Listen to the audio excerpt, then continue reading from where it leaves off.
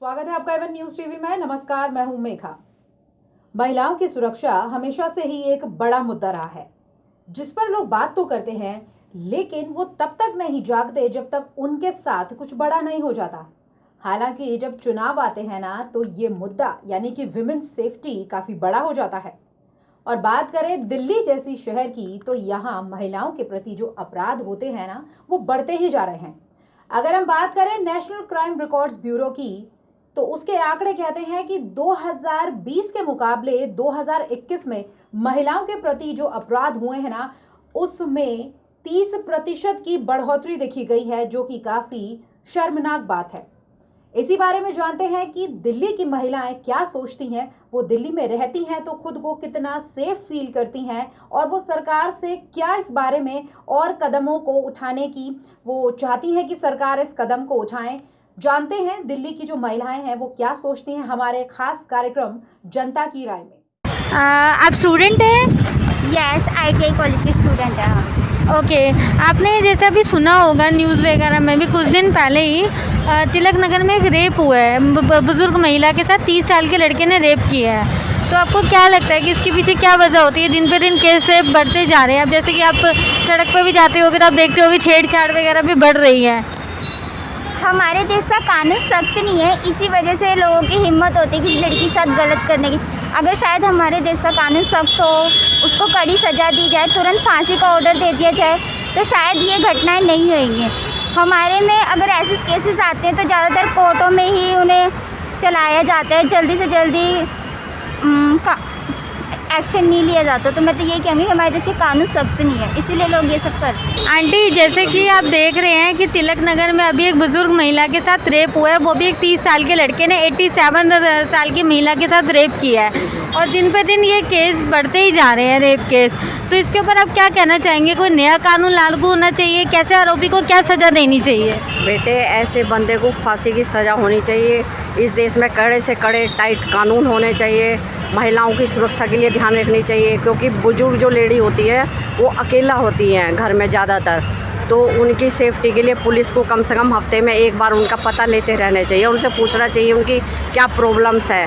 क्योंकि ये जो चीज़ हो रही है यंग जनरेशन में तो थी, लेकिन देखो बुजुर्ग लेडी के साथ भी ये सब चीज़ कर रहे हैं, तो ये तो बहुत ही, इससे ज़्यादा घिनौनी हरकत कुछ हो ही नहीं सकती। क्योंकि बुजुर्ग औरत जो है हमारी माँ के समान है, उनके साथ भी तुम ऐसी चीज़ें कर रहे हो। बात तो यही है बेटा जी, लड़कियाँ सेफ़ नहीं है कहीं भी चले जाओ आप इंडिया में, तो वो सब चीज़ें हैं बेटा जी। तो सेफ्टी तो मोस्ट इम्पोर्टेंट थिंग है। लड़कियाँ मेरे उत्तर प्रदेश में सेफ़ हैं। हाँ, जब तक महाराज जी थे हमारे, तब तक सेफ़ हैं, इसमें कोई बट नहीं है। बट सर, ये दिल्ली में रेप केस जो बढ़ रहे हैं, इसकी वजह क्या हो सकती है? ये अरविंद केजरीवाल का देन है, ये अरविंद केजरीवाल का देन है। आपको क्या लगता है कि ये जो ठेके खुले हुए हैं, ये इसकी वजह से रेप केसेस बिल्कुल बढ़ रही हैं, बिल्कुल बढ़ रही हैं। 30 साल के लड़के ने 87 एज की वुमेन के साथ रेप किया है, और पहले क्या होता था लड़कियों के साथ और अब बुजुर्गों के साथ भी। इसके बारे में आप क्या कहना चाहेंगे कि क्या कानून लागू होना चाहिए, क्या करना चाहिए इसके ऊपर? मैं तो यही कहूँगी आज की डेट में देश को भी सर वो बच के रहना चाहिए, और पुलिस वालों को उसको जल्द से जल्द सज़ा देनी चाहिए फांसी की। सर, अभी कुछ दिन पहले ना तिलक नगर में बुजुर्ग महिला के साथ रेप हुआ है, 30 साल के लड़के ने उनका रेप किया है। तो इसके ऊपर आप क्या कहना चाहेंगे? दिन पे दिन ये केस बढ़ते जा रहे, रेप केस। कानून ध्यान नहीं दे रही लोगों के ऊपर। छोटे मोटे होते हैं केस, रेप केस उनको छोड़ देती है, उसके बाद फिर उनके ऊपर ध्यान नहीं देता, फिर वो रेप केस और बढ़ता रहता है। ऐसे लोगों को ना छोड़ना ही नहीं चाहिए, इनको तो कड़ी से कड़ी सज़ा देनी चाहिए।